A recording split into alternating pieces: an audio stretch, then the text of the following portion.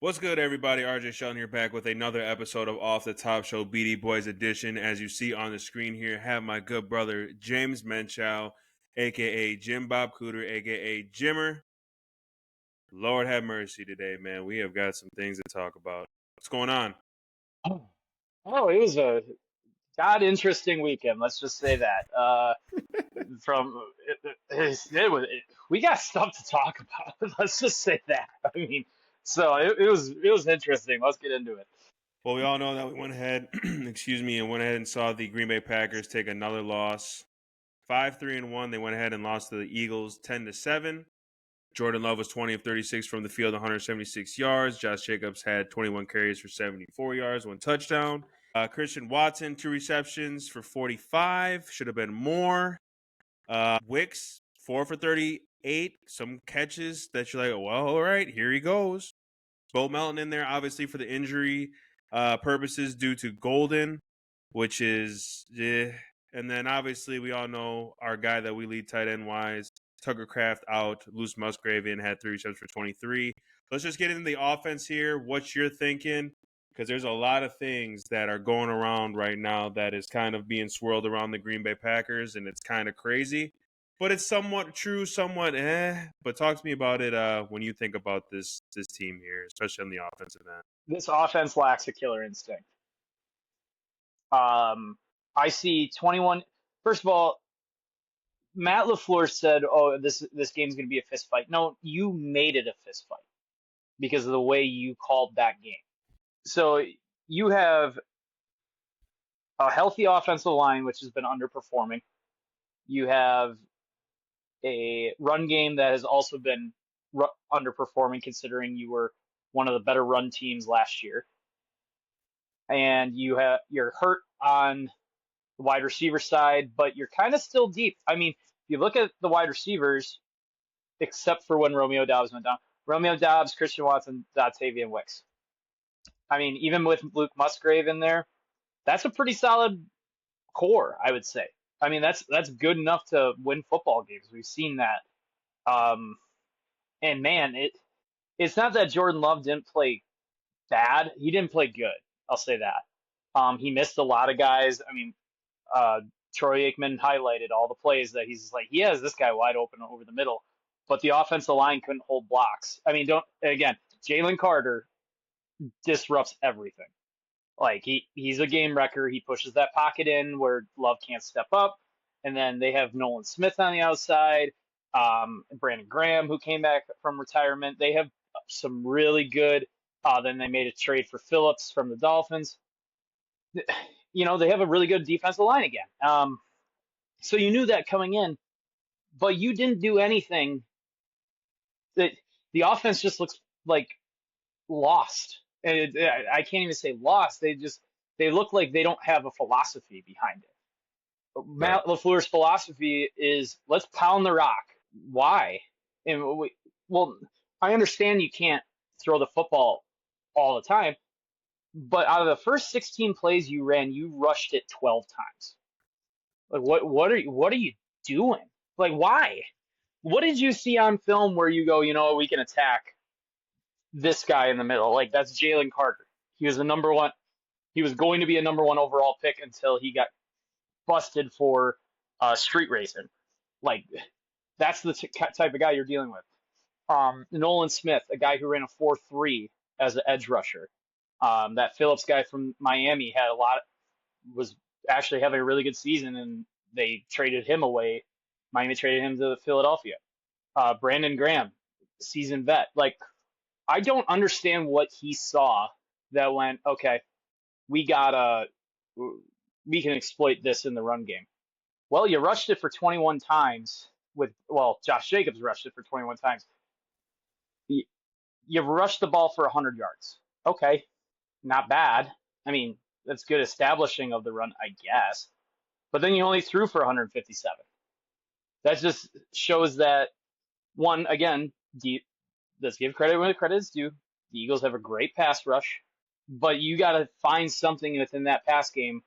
Instead of running 15-yard in cuts that take 3.5 seconds to develop, find something else. And Matt LaFleur just didn't have any answers for it. and the offense just looks pointless. Like it looks aimless. Like that. All right, let's run for 3 yards. Okay, let's run again for maybe two. Oh, and then we're gonna run something a yard in front of the sticks, and then we have 4th and 1.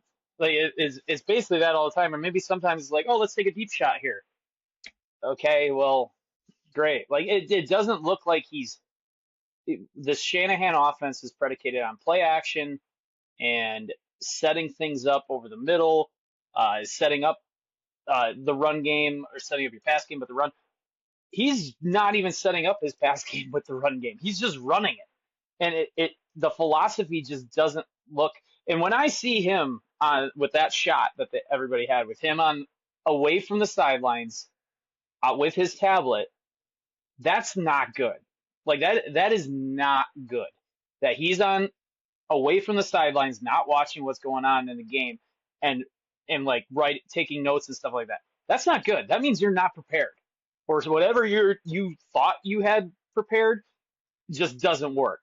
And we did say that Green Bay was a two-half team, which means if it's not good in the first half, it's going to be good in the second half. If it's not great in the second, if it's good in the second half, it's not going to be great in the or first half. It's not going to be good, vice versa. They're just getting to the point where they're not good at all.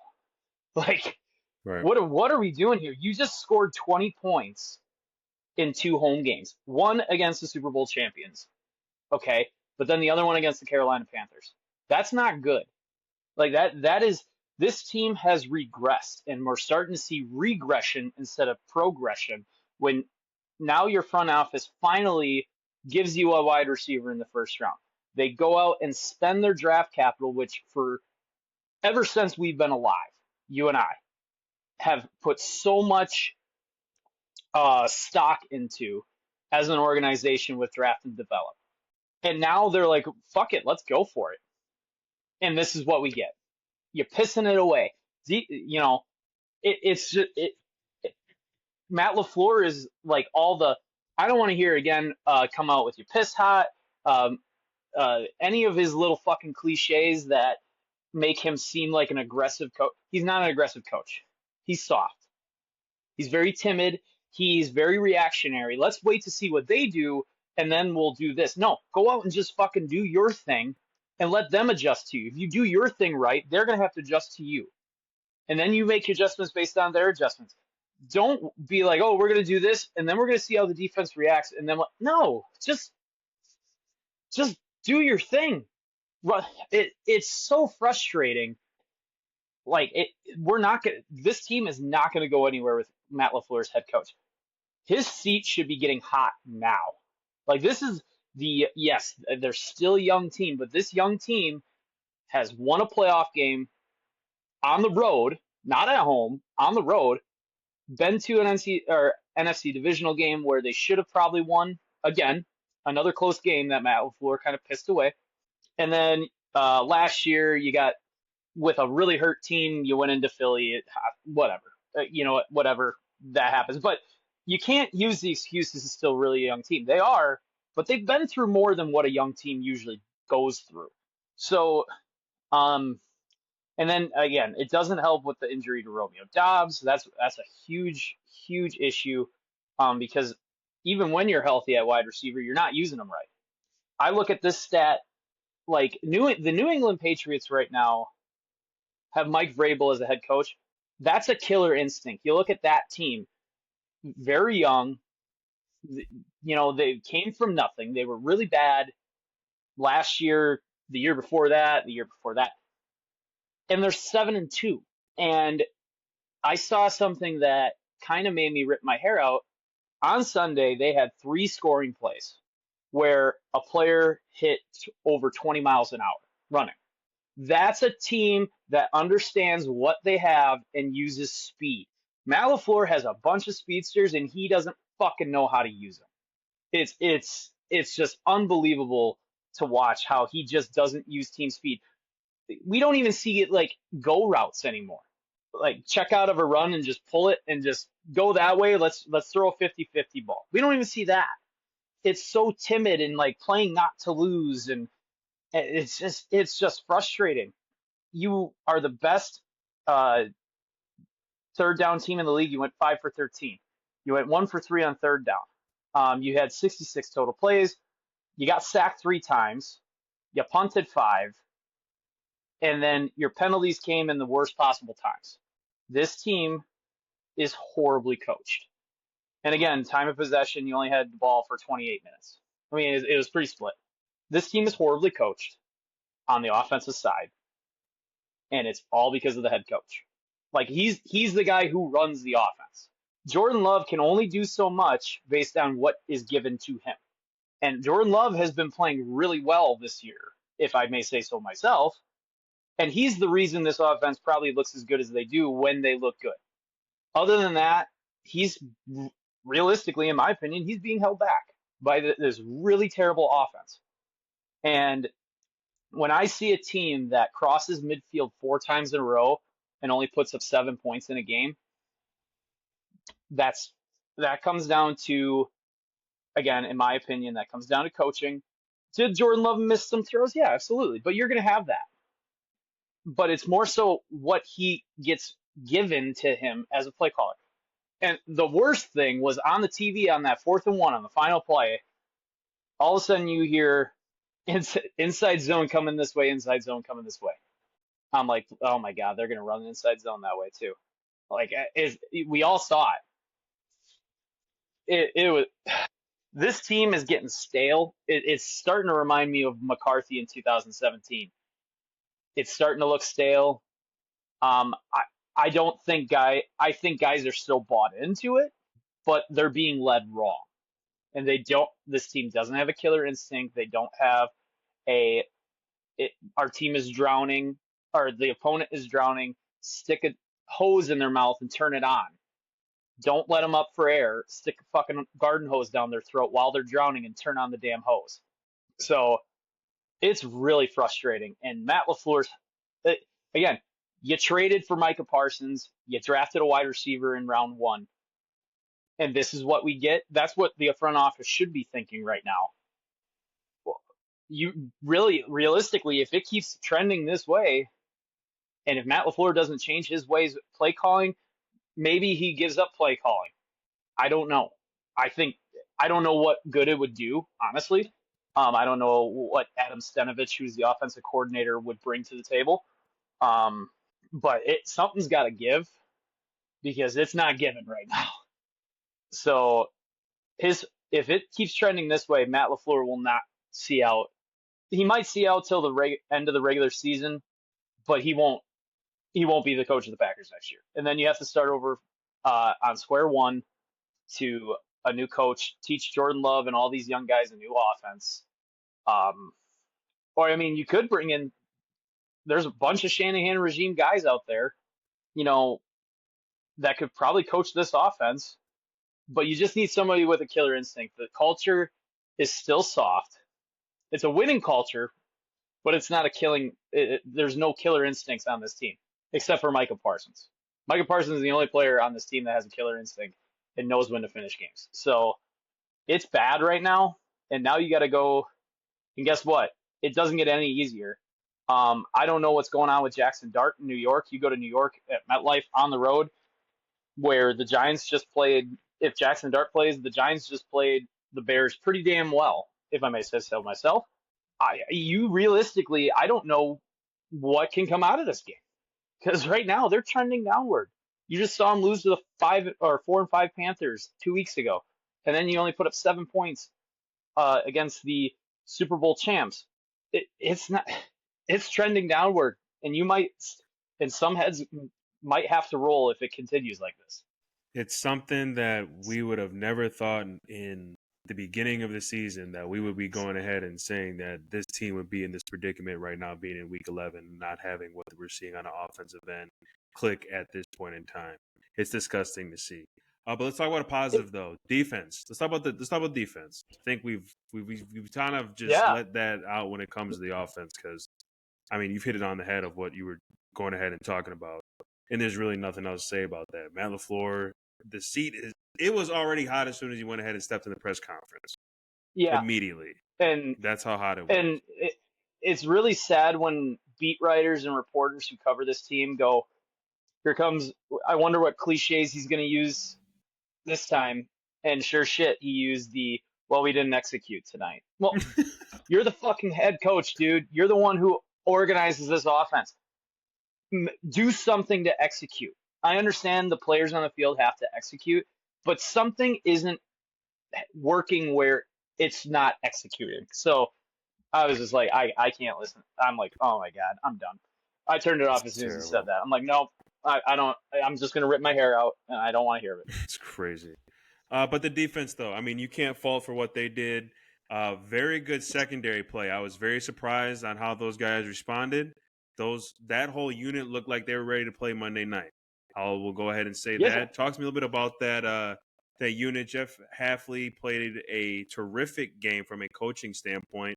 I mean, what can you do to go ahead and have two games now where teams have been under 20 points and we can't cut the slack to go ahead and get points on the board? But defense is doing its thing. This is a good sign. People need to kind of relax a little bit.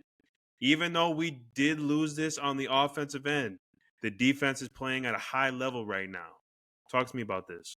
he really only had one bad play, which wasn't even his fault as a coach. It was um, just a play. It was the touchdown throw. I mean, it was just the defense he called, and the offensive coordinator on the Eagles kind of played the great counter move for that defense. You know, that where they Right. were playing in a shell, and the rotation came, and they ran a play that fit that void into the rotation. Um, when you hold Saquon Barkley to 2.7 yards a rush, that's pretty goddamn good, in my opinion. And then you held Jalen Hurts to 183 yards of passing, only 15 completions. I don't know what else, there's nothing else you can say. As you said, Micah Parsons was getting after the quarterback. Uh, Edrin Cooper had a really nice play to create a turnover. Carrington Valentine had a nice game. Um, he missed one tackle that kind of hurt a little bit, but Saquon Barkley into space. So I think, Have fun with that. yeah, not many people. I'm just saying this. Not many people win that battle. So it's not against Carrington Valentine. Not many people win in that battle anyway. Um, but again, you didn't get a sack, but you had a lot of pressures. He brought more simulated pressures, as we call it, where you bring four, but you don't know which four are being brought. Um, again, there's not much to talk about because you played well. I think Evan Williams, except for the touchdown that I thought he could have had or thought he could have broke up, he was filling the holes coming from the safety position in the run game really well last night. Yep. Again, Edrin Cooper and Quay Walker. Quay Walker, man, they denied his fifth-year option, so next year's going to be his last year as a Packer. He's playing for a contract, and he might play his way out of Green Bay in the sense because he's just playing too damn good. So we'll see what happens there. Carl Brooks had a really good game. Devontae Wyatt had a really good game. Just all around, you held the team to 10 points in the National Football League, and it was the Super Bowl champions with A.J. Brown, Devonta Smith, and uh, Saquon Barkley. Dallas Goedert, even. Really good tight end. Well done, boys. Sorry we couldn't fucking get you the dub. You deserve better. The only downside I would say is Rashawn Gary. I don't think Rashawn Gary had a great game. He kept letting Jalen Hurts escape out of the pocket. That's the only downside I think is that they didn't keep him in the pocket very well. But if that's what we're going to complain about and nitpick, then we're just going to nitpick that. So other than that, really really good game by the defense, and hats off to them. Sorry you couldn't get the dub, and we couldn't be like, holy shit, we just held the Super Bowl champs to 10 points and won at home. And But it's other there's not much else to say really. It was fantastic. They looked like they came ready to play, which 100%. you can't say the same about the offense. Right. I mean, I guess before we go ahead and move on, obviously they go ahead and face the New York Giants at noon on Sunday.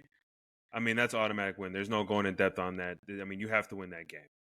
But from here on out, It's because I feel yeah. this question is going to go ahead and basically what I'm about to ask you takes care of the remainder of this season of what needs to happen and what needs to go from here on out.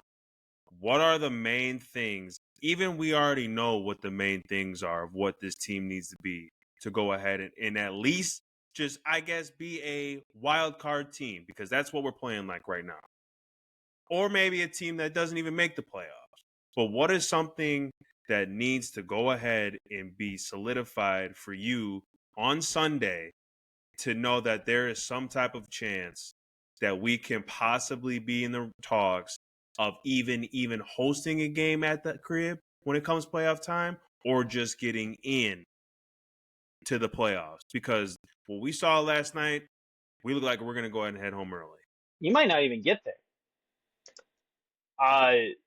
To be totally honest, if you look at these playoff standings as it is right now, one moment, of course, Google wants to not give me the correct one, but I mean, I was looking at the playoffs when they put up that graphic last night. Um, right now, you're sitting at 7, and only because of the tie against the Dallas Cowboys. Like the Bears are 6 at 6-3. The Rams are 7-2. The Seahawks are 7-2 at the 2 spot. And then you got the Detroit Lions at 3, Philly at 1, and Tampa Bay at 4. Like and then behind you is San Francisco at 6-4. By the way, they're hurt. They're not like sprinkled of injuries or dealing with injury. They are hurt. They are missing I think they're missing George Kittle. I think he actually started last night, but George they Kittle's missed back. their quarterback. Yeah, Brock Purdy, I don't think is still playing, and if he is, I'm not very high on Brock Purdy anyway. Fred Warner's out, Nick Bosa's out. Like you are missing key guys. I think their wide receiver room is injury bitten. Christian McCaffrey somehow is the only guy that's not hurt. Usually he's the one that's hurt. So even the San Francisco 49ers playing Mac Jones for a couple games and then not having George Kittle for 4 or 5 games early in the season, they're still 6-4. Like that's the difference between a coach like Matt LaFleur and Kyle Shanahan. Kyle Shanahan just knows how. I mean, having Christian McCaffrey helps, but we have Josh Jacobs. I know they're kind of different in a sense. Like Josh Jacobs can catch the ball out of the backfield, but Christian McCaffrey's like just your perfect dual threat running back type. But he just knows how to use his guys, and he's doing it without a guy who's Jordan Love. He's using Mac Jones and Brock Purdy, and he's getting it done, overcoming injuries. So, and again, what I need to see is just some fucking nuts. Like, show you balls, man. Like, have some fucking balls and start getting after teams. Stop being timid. Stop waiting for the action to happen. Go and take it from them, because the defense is going and taking it from teams, in my opinion. Absolutely. 100%. Other than that Dallas game, they're going and taking it and saying, "Here you go, offense. Here's the ball back." Time after time after time again. And the offense is like, "Okay, yeah, I don't know." It's like just fucking shit or get off the pot. I want to see a more aggressive play calling, less running the football. Like, I'm sorry that, like, I know you have Josh Jacobs, but the Green Bay Packers won a Super Bowl where James Starks in the Super Bowl ran for 11 times for 60 yards. Why? Because he had AR-12 back there, and everyone had to fear Jordy Nelson, Greg Jennings, the whole crew that was there, the plethora of receivers they had. And you could just hand the ball off and average 6 yards a carry. You can throw the ball to set up your run game. It's just, and with the coaching decisions of, I don't know why Malik Heath wasn't out there and Bo Melton was. Like, you made the switch from Bo Melton to go to corner. Then why are you bringing him back, and why is he getting as many snaps as he is? Malik Heath is there. I mean, we've seen Malik Heath make a couple of plays. And then the kicking situation is back. where you have a kicker who's still not 100%. I know I kind of advocated for him, saying, you know what, if he got cleared, so obviously he's got to be healthy. Well, if you can't have some nuts at least once to kick a 56, 57-yard field goal, then you need to bench him and bring on the kid, the substitute teacher that kicked a 61-yarder. Yes, it was indoors, but he's fully healthy. He looks like he's very composed, and the lights aren't too bright for him. You just need to fucking make the hard decisions, which I don't think Matt LaFleur can do. He's soft. He can't make the hard decisions. So I know Brandon McManus said this was the first week of practice where it actually felt good, his quad. Okay, that's good. Sit down. Give it another week or two until you're 100%. You're a kicker. It's not like you're making much contact. It's not like Brandon Jacobs' quads hurt where he has to plant and, I know kickers have to, swing the leg, blah, blah, blah. But if he's not hurt and what he has on his kicking leg, then take him out. It's like saying, it's like putting a starting pitcher into a baseball game where he's like, the shoulder's a little tight, little stiff. It's a little tender. Yeah, I could probably go though. No, sit down. We're gonna get another guy in there that's 100%. We just want to make sure you're healthy, because guess what? He's gonna go out there and throw 5 miles per hour less, and people are gonna hit dick shots off of him.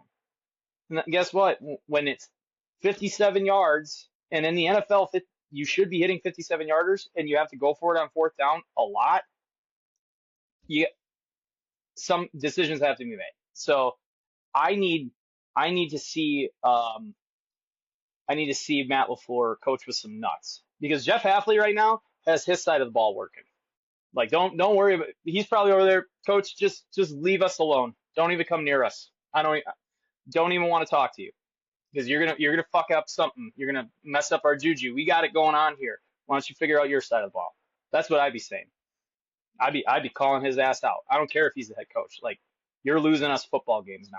So let's figure it out while I'm holding teams to 26 points in the past 2 weeks combined. Why don't you figure your life out over there? So I want to see some nuts. I want to see some aggressiveness, because this is the last game, in my opinion, that Green Bay is going to have that is not no games are cakewalks now for Green Bay, but on paper it should be.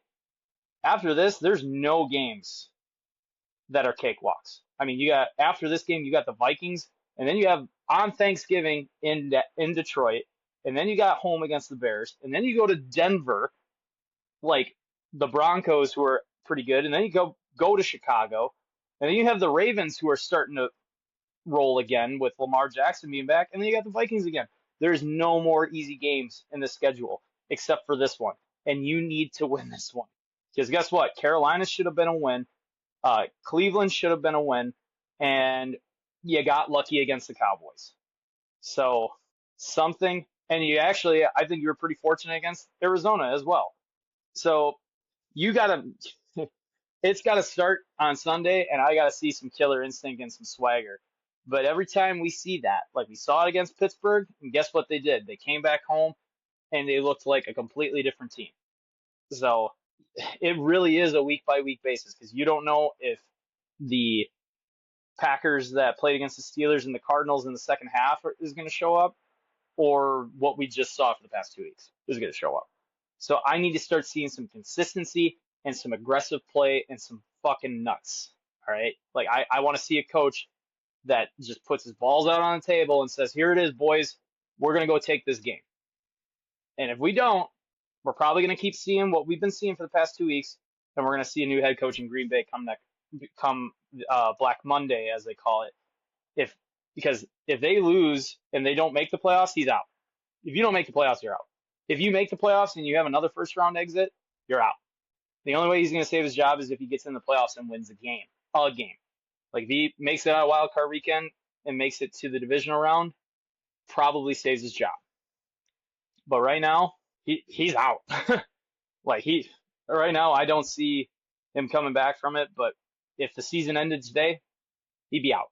All we can do is see, man. They play at noon, obviously on Sunday in MetLife Stadium. You should What only a see, dump. man. But let's move on. The dump of New York stadiums. Oh, Let's move on MetLife's a over. dump, bro. Hopefully, you don't get any people more injured there because that place is terrible. Oh Let's yeah, go ahead yeah. and move Oh on wow, over. damn it. Let's not to throw it out there, but it's true. Damn it. We Um, put it out in the universe already. Oh, let's move past quickly. They didn't hear us. they didn't hear anything about it. Oh my goodness, Jimmy! No. Badger team went ahead and won a football game. They beat the Huskies 13 Oh to my 10. goodness. I mean, at this point, Take this it. is Run away quickly. you take it, you whatever you need to go ahead and say about Luke Fickle or whatever you want to say. This game right here literally just saved him, and I don't care what anyone says. Talk to me about this game and talk to me what this does for the program. You had the future freshman class basically win this game for you, and the quarterback And the didn't even punter. throw the football, and the punter. Yeah, and the punter, who by the way was your leading passer with 24 yards. Like, football's a weird fucking game, isn't it? That's Like, very weird. but look what they did. Like, what have we been talking about all season with this Badger team? If you play some type of complementary football with their defense that they have, they can compete and win some games. They did that. Wisconsin played as, again, it wasn't pretty, but they played some complementary football. They had 12 Right. first downs, not good. But Washington only had 15. They were 2 for 14 on third downs, not good. But they were 2 for 3 on fourth. But hey, go on and get you some. They ran 65 plays. They punted 6 times. This is a terrible game. They rushed the ball for 157 yards. They controlled the game a little bit. They had 31 minutes of possession. They controlled the game with the run game. How many times did they rush the ball here? Oh my goodness. 369, 24, 43, 44 times they rushed the ball. They basically looked at Washington and said, we're running. But it looked really good, in my opinion. Like Carter Smith, only 3 for 12 and 8 yards of passing, 15 rushes for 47. They were running shit that I was like, oh my God, this is like what we've been waiting for. I mean, I don't really give a shit if it's a quarterback running. They're running jet sweeps with counters on the back end. I'm like, oh my, this looks like an offense. Holy shit, what is going on here? Like, again, it's not traditional. The counter tray that they're running with the jet sweep, it's not the traditional one where you have Melvin Gordon or James White or Monte Ball running behind it or Jonathan Taylor, but it was effective. Like, it kept them off guard. And then you run the jet sweep. Like, it was a well called ish game for the Wisconsin Badgers. And then Mason Posa, 18-year-old kid, just coming on the field and looking like a guy that's going to be drafted in the first 2 or 3 rounds. If that's what is in store for him, he's going to be a first rounder. But I mean, that he had 2.5 sacks plus a strip sack, and then you had Sebastian Cheeks with a sack, Mason Redger with a half a sack. They were just getting after Damon Williams, who was 20 for 32 with 134 yards. He completed 20 passes for only 130 yards. Plus, he had a fumble and an interception. Like, they were in this game because of their defense, but then the offense sustained some drives, chewed some clock. The defense put them in the position to get that touchdown, which, by the way, that was the first touchdown they scored since September in Camp Randall. Yes, you heard that right. And then the first points they scored within the past, 3 weeks. I mean, I think they scored last week against Oregon, but it is the first points they scored at Camp Randall since probably Iowa a month ago. So, again, what does it do for the program? It just puts some juice in the locker room. These guys haven't tasted winning in 7 games, and now you get a taste of winning. Maybe Now, don't get me wrong. You get a taste of winning, it's great. They probably went out, they probably got all drunk, which that's more go celebrate it because guess what? You're gonna go to Bloomington next weekend, and y'all are gonna die. Like I'm sorry, but y'all gonna go to Bloomington. Enjoy it now because next weekend, barring a miracle from the Lord above, you're gonna die. Like it's sacrificial lamb. Get out there because it's not gonna be pretty. Uh, so and then you got Illinois, but that sets up for a game at the end of the season against Minnesota. Like with that run game on the road, you can do a lot of damage. Like you could do quite a bit of damage on the run game on the road against Minnesota, where you could potentially win the axe back. So I mean, it was kind of like how it was Fickle's first year, uh, where it was just like, what are we trying to do here? What is this air raid offense? But he won his last 2 games and he got the axe back.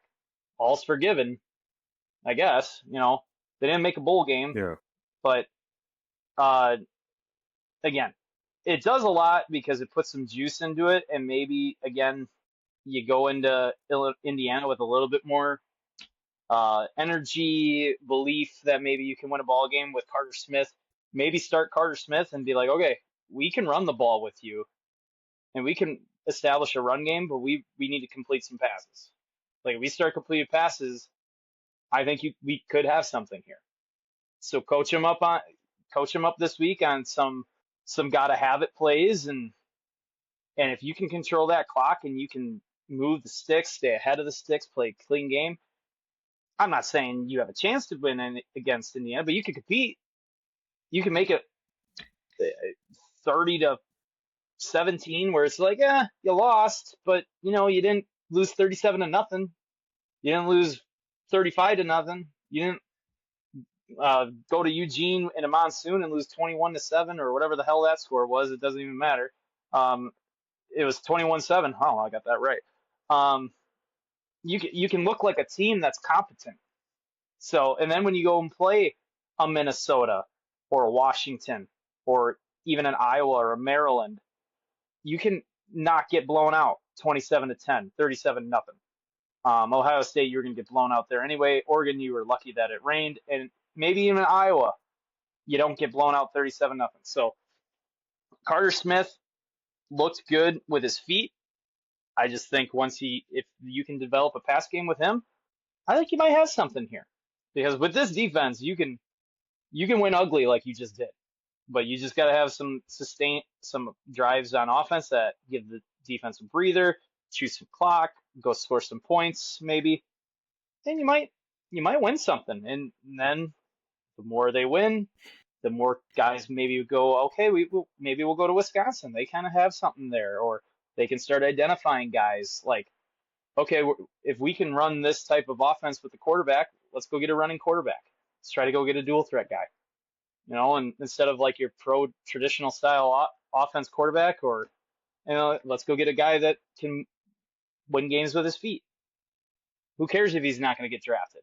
We're here to win games. So we shall see, but it looked like maybe they took like a half step to a step back into the right direction. There's still quite a bit steps behind, but that game moved it back a little bit. It gave Wisconsin fans a taste of a win, gave the team a taste of a win, and maybe the coaching staff goes, okay, let's build on what we just did against Washington and build an offense around this style. So winning solves everything. And this win made it look like, okay, let's build off of this now. If they go to Indiana and they get shit stomped, like I said, 30-17, but they ran that style on offense and like it clicked a little bit here and there, okay, just build on it. And the next game against Illinois, maybe same thing against Washington. Maybe you kind of strap them a little bit, you lose by a score, and then you go to Minnesota and you beat the piss out of them because I hate the Gophers. And you go and take the axe back on their home field. And then you end the season on a good note. Who knows? But I think Wisconsin took one regular step into the right direction this past game. Well, let's go ahead and see what they do on Saturday at 11 o'clock against the Indiana Hoosiers down there in Bloomington. We can only see, but that was a great win. I mean, wins are contagious. Now you get a win, and now you're starting to feel yourself a little bit. You're feeling more confident, like you said, so we should see what goes on at 11 a.m. Last but not least here, our Milwaukee Bucks. Obviously, NBA Cup is starting. They had faced the Bulls. They won that one 126 to 110. Faced the Rockets. That next day, they lost that one 115 to 122. Then they go ahead and bounce back here and beat a Mavericks team on the road 116 to 114. Giannis Antetokounmpo has been unreal these past 3 games, let alone this whole season. Guys are stepping up. As I recall, of just off the top, Kyle Kuzma playing very well in that Mavericks game, being a very good source off the bench. Trade him now. Hurry. Trade him now. He's playing really well. Trade him now. Have him keep playing. Yeah. Have him keep playing well into the Keep All-Star break. playing well, and then we can trade his ass. This is a really good situation of where we've kind of talked about the highs and lows, the limits of what you've said, and I'm totally behind you. That the ceiling is a 3, in between 4 and 7, that we're realistically can go ahead and be, hey, we're here. I don't see this team being under 9. I really don't, just due to what we got going on. But talk to me about the Bucks and what you're seeing right now. Is it what you're thinking? You like what you're seeing? Before we take these people out, what do you think about the Milwaukee Bucks here? I honestly think their ceiling might have grown higher than a 3. I think they could bust into the 2 seed. Like if they play, like when I said earlier before the season started, where I'm like, if everything goes well, like, you know, they're firing on all cylinders, I thought it was a 3. If they're firing on all cylinders, this team's a 2, in my opinion. If you can get a 2 seed, that'd be fantastic. So, but I also looked a little deeper. They've lost 4 games. They're 7-4. Other than the Cavaliers loss, every single one of their losses has come on the back end. Oh, I'm sorry. 2 of their losses have come on the back end of a back-to-back. So I forgot there was 31 days in October, but they played the Warriors on the 30th, and then the Kings on the 1st. Forgot there was 31 days in October. So besides that, the past 2 weeks, they played the Pacers on Monday with a great win, with a great shot by Giannis. And then they played the Raptors the next day in Toronto. So they went from Indiana to Toronto, and they got blown out. I mean, and Toronto looks really good. Like, I think people were sleeping on Toronto. They're a solid team. They're a very good team. If you actually look at their roster, you're like, oh my God, there's a lot of good players, like solid players. They kind of remind me of the Atlanta Hawks when the Bucks won the championship. Just a bunch of solid dudes. And RJ Barrett actually looks like the type of player that he was supposed to look like, drafted out of college. And then you went to, so they've lost for the past 2 back-to-backs they've lost the back end of it. And so then you go to yesterday, they went to the Mavericks. And that's a team you're not going to see unless they were to make, you know, the NBA Finals. You got Klay Thompson, D'Angelo Russell, that Cisse guy, Cooper Flagg, #1 pick, PJ Washington, Brandon Williams, Max Christie. Like, you got a lot of good players on that roster. And yes, I know again, homie don't know ball, so I'm going to ask you this question because I know you do. Kyrie Irving's still on the Mavericks, right? Did he not play? Is he hurt? Yeah, he's still nursing that knee because I think I remember that he tore his ACL or whatever, so he's still nursing. So you face the Mavericks without the Brow and Kyrie Irving, but I mean that team's still really good, really loaded, but it's on the road too. You went in there and you beat them. That's a good win. You take that win any day of the week. Miles Turner played a really good game, 14 points, 7 boards. Giannis again, dude's the MVP. Like let's just stop the nonsense right now. The dude is the MVP. But it's not right now. It's not even close. And then you had really solid games from AJ Green, Ryan Rollins, and Bobby Portis. 13 for all three of those guys. Miles Turner had 14, not a very good game from Gary Trent Jr. with only 3. Cole Anthony, 17 minutes, 4 points. Okay.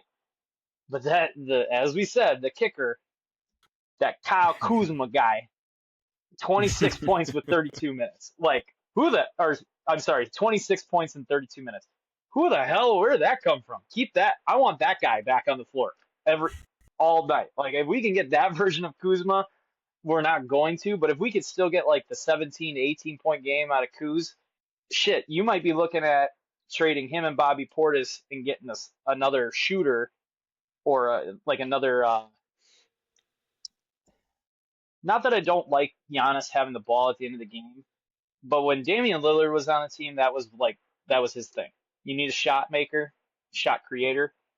With Bobby Portis and Kyle Kuzma, you could trade for a shot creator. I don't know who, but there's always going to be one on the market come trade deadline. So you could There's finesse a lot of something. good people on the market. That you could finesse something with Kyle Kuzma and Bobby Portis. Now I understand, like, if they're playing well, it's like, if it's broke, why are we going to try to fix it by shortening the bench? Because then you kind of lose some size too with Bobby Portis and Kuzma going around. Because then you only have Gary Trent Jr., Giannis, and Miles Turner as your big dudes. So if you were to trade those guys, maybe you look for a shooting forward type, a bigger guy that can shoot and play a little defense, but or you maybe trade a guard. I don't know, but if Kyle Kuzma can play like that, you're looking at a 2 seed, because Miles Turner, he's gonna kick up at some point. Like, he's been average. Let's just call a spade. He's been pretty average to start. He's gonna get going. I would like to think, anyway. I mean, you're paying him $25 million a year. You would like to think he's gonna, and after what you've seen him do in Indiana, you would like to think that hopefully it's maybe just some pressure early in the season, but once he settles in, he starts playing like how he did in Indiana. Or maybe he's just a playoff dude. If he wants to save it all for the playoffs, be my guest. I'm cool with that. If you want to be average throughout the year, but then you're going to save all your best for the playoffs, perfect. I wouldn't mind that. But again, with Giannis being absolutely unreal, playing at a level we haven't seen in a couple years now, this team, and then Ryan Rollins again. Ryan Rollins is playing great. AJ Green playing great. And I mean, this is probably one of Gary Trent Jr.'s worst games of the season. But you know, they're all due for a clinker every now and again. But he's been playing pretty well. And then if you get Kuz and Bobby Portis kind of involved like that, I'm looking 2 seed, man. Like, I still think the 1 seed for the entire East will probably be the Knicks. I don't know what the hell the Pacers, kind of water the Pacers or the Pistons are drinking right now. But those guys are 9-2. They're solid. Well, they're like, They're hello. solid, though. So they are. I mean, and the Bulls are solid. People are really sleeping on Toronto. How they're 5-5 kind of is shocking, in my opinion. Yeah. The Nets, the Pacers, Nets, Wizards, they out. The Hornets. If you're looking at the Hornets, what would you be listening for? Now we're getting into it. We're only 10 games in, or 11 games in, and now we're talking about trade bait as I just brought up. What are you looking at for the Hornets for a potential trade for LiAngelo Ball? Like, I don't know. I think that'll a be, guy like that would be all right. That'd be all right. I think a guy like that. I think adding a guy like that would take a lot. First of all, like, that'd be expensive, because that's their main guy. I mean, other than Zion, who's never going to play because he's never going to get healthy, never going to get the weight under control. Oh wait, that's the Pelicans. Sorry, but still, Zion's not going to get healthy, not going to get his weight under control. LiAngelo Ball on this Bucks team, I think offensively could be really, really scary, but it's still too early. You got to see where you're at come trade deadline. But I like where this team is, and if they keep playing like they are, I mean, 3 to 2 seed at the highest for me. I don't think they'll get the 1, but absolutely they're not going to be in the play. I do not see them being in the below a 6. So uh, again, I think a 3 seed would be good, like be really good actually. But if they play well and they get that 2 seed and you're running through Milwaukee until the Eastern Conference Finals, and then you have a chance to maybe even run the finals through Milwaukee if you get to that point, shit, I'm good, good night now. Like, I'm not saying it's a for sure thing, but that would be something. It's definitely a lot. It looks like Doc has kind of changed his ways, or this front office with all these young kids has forced his hand to play them. So usually Doc's kind of a more veteran style guy, but they basically just gave him a bunch of young kids, and it looks like Doc's kind of changed his ways offensively and how he's been coaching, and it seems to be working. So good on them. Hopefully they can keep that going. They got the Hornets tomorrow. The only reason I said something, and then they have the Hornets again on Friday for the NBA Cup. Uh, they're in Charlotte tomorrow, but then they're back in Milwaukee on Friday, and then you got a back-to-back with I don't even think he's going to play though. I don't think LeBron James is going to play, but Luka Doncic probably will play. But that's a back-to-back, so it'll be interesting to see how they play that game on Friday with the NBA Cup, with the back-to-back against the Lakers. And then you got Cleveland on Monday, and then by that time we'll be reconvening next Tuesday. Yes, we will. Well, with that, everyone, we appreciate you as always. And God bless our I got Packers, one more man. thing for you, brother. I got one more thing for you, brother. Shit. Yep. So we kind of missed. I kind of missed last week. Last week when we recorded, Halloween just came and went. Kiddies went trick or treating. We went trick or treating with our best friend's kids. So I got to thinking, man, and my mom's been buying candy and just leaving it around the house, and I'm like, you need to stop doing that because now I'm just gonna start eating my weight in candy. So I'm like, all right, blind ranking, five candies. Where are you gonna put them? Let's get it going. First candy up. Let's get it going. Reese's Peanut Butter Cup. Reese's Peanut Butter Cup. That will be. I'll put that at a 4. Not a big Reese's Cup. Okay. Guy. Okay. You know what you should do though? We're gonna go off on a tangent of candy here. Get the Reese's Peanut Butter Cup Take 5. It has pretzels in it. It is a game changer. Just trust me on that. It's probably on sale right now if you find them. But Reese's Take 5, everybody, don't sleep on them. They have pretzels in them along with the peanut butter, and it has 5 ingredients. It's so good. So next candy, M&Ms. I'll put just normal M&Ms. What's your favorite M&M? Because I prefer the ones with peanuts in it. I think the peanut M&Ms are the best M&M. That's what I prefer. We can go peanut. Put your peanuts in the M&M. I'll put that at 2. I mess with some peanut M&Ms. Okay. Very, very heavy.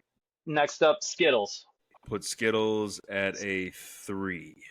Next up, Kit Kat. Number 1. No, 100%. really. Number 1. And so you're leaving. I okay. will destroy a Kit Kat every chance I get. Wow. Well, you're leaving number 5, which this one I totally disagree with. But Snickers. Oh wow. Snickers is definitely not the worst on that. Yeah, it's not the worst one on that. I should have switched Skittles to. I would have flopped those Skittles and Snickers. Yeah. But no, I'm kind of surprised. It's tough, man. I myself. We sound like a bunch of big bags on here. Yeah, Jesus, they're gonna be like, these guys just eat candy for a living. And, I was just like, oh man, Halloween candy. So what I just named off, those were all the top 5 candy sales in the U.S. last year. Those were your top 5 candies in the U.S. that were sold last year. So no like sweet tart ropes, which are my personal favorites. I cannot stop eating those damn things. Like no Baby Ruth, no No Milky Way. That's shocking. So, but yeah, if I were to pick number one, it'd be Snickers all day for me. Snickers all day. Yeah, no, that is a solid choice. I mean, I think you can't go wrong with either a Snickers or a Kit Kit Kat. Kat would I probably feel like Kit those Kat are would like probably be number two for me. those got to be like Yeah. the staple. Like I just feel of any Oh yeah. type of candy Oh bar. But oh yeah. well, we sounded Bite-sized like a bunch of Snickers, big I can't stop. backs. Yeah, I We might sound go like a bunch downstairs of and see big what kind of bats, candy. but we will let you beautiful people go. We will see you sooner rather than later, everyone. Peace out.